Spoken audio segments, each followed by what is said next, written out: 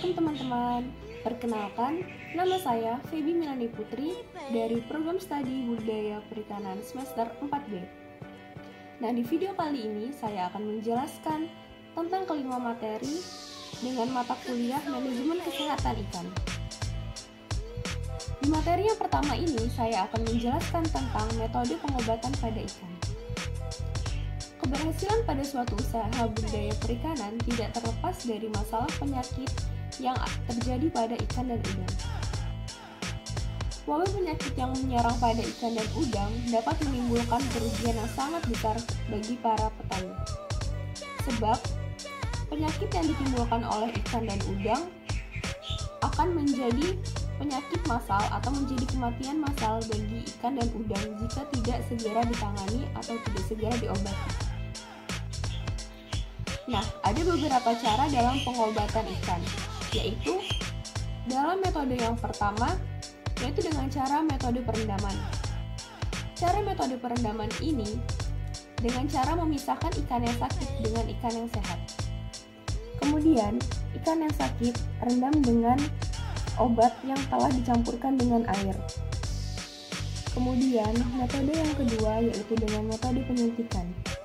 Metode ini dilakukan dengan cara menyuntikkan ikan yang sakit dengan dosis yang telah ditentukan.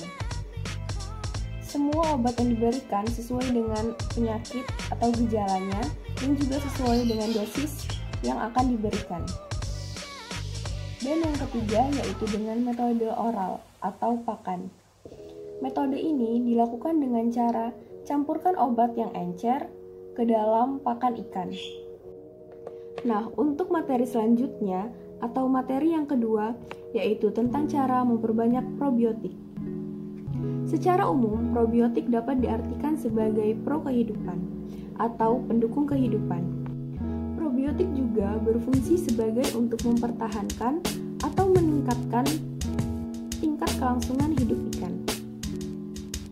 Probiotik mempunyai peranan penting bagi ikan dan udang. Selain untuk meningkatkan kehidupan ikan, probiotik juga berfungsi sebagai memperbaiki kualitas dari lingkungan budidaya. Dengan pemakaian probiotik juga, pakan yang dicerna menjadi nutrisi bisa meningkat sampai 90%. Dan untuk materi yang ketiga ini, kita akan membahas tentang pengujian sampel darah ikan. Ada berbagai macam pengujian sampel darah ikan.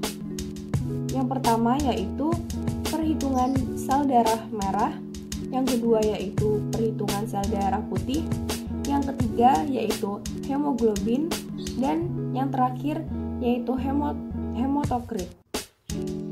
Darah merupakan salah satu parameter yang dapat digunakan untuk melihat kelainan yang terjadi pada ikan, yang disebabkan oleh penyakit ataupun karena kondisi lingkungan.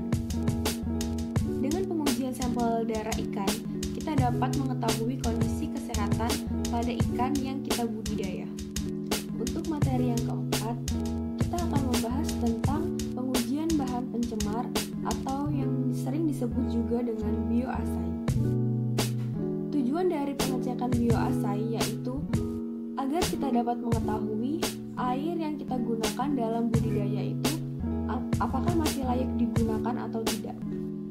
Karena ikan merupakan organisme perairan yang paling mudah terpengaruh oleh kondisi lingkungannya, maka pengujian bahan pencemar ini sangatlah penting bagi budidaya perikanan.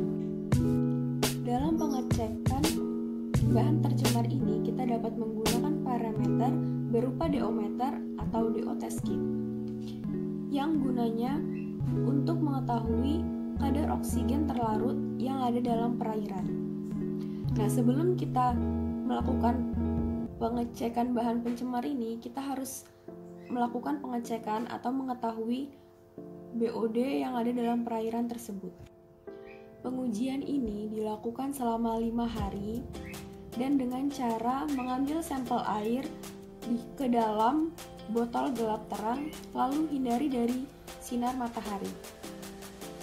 Jika sudah melakukan 5 hari pengujian dan jika diukur di hari kelima BOD-nya tinggi, maka terdapat bahan pencemar yang tidak baik yang ada di dalam perairan tersebut, sehingga oksigen yang ada di dalam perairan tersebut menjadi berkurang karena digunakan untuk oksidasi. Materi yang terakhir atau materi yang kelima yaitu tentang penggunaan bahan kimia obat. Pada budidaya perikanan, penggunaan obat-obatan bertujuan untuk mencegah atau mengobati penyakit pada ikan dan udang. Di dalam obat kimia, terdapat bahan obat kimia yang akan menimbulkan residu pada ikan. Dan ada beberapa obat yang sudah tidak boleh digunakan, terutama bagi ikan konsumsi. Karena bahan kimia obat yang ada di dalamnya bisa saja mengandung zat beracun jika terus dikonsumsi. Dan bahan kimia obat yang masih sering atau masih diperbolehkan digunakan yaitu seperti halnya antibiotik serta antiseptik.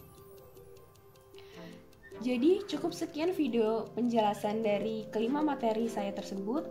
Jika masih banyak kesalahan kata atau masih banyak kekurangan, saya minta maaf dan kepada Allah saya mohon ampun.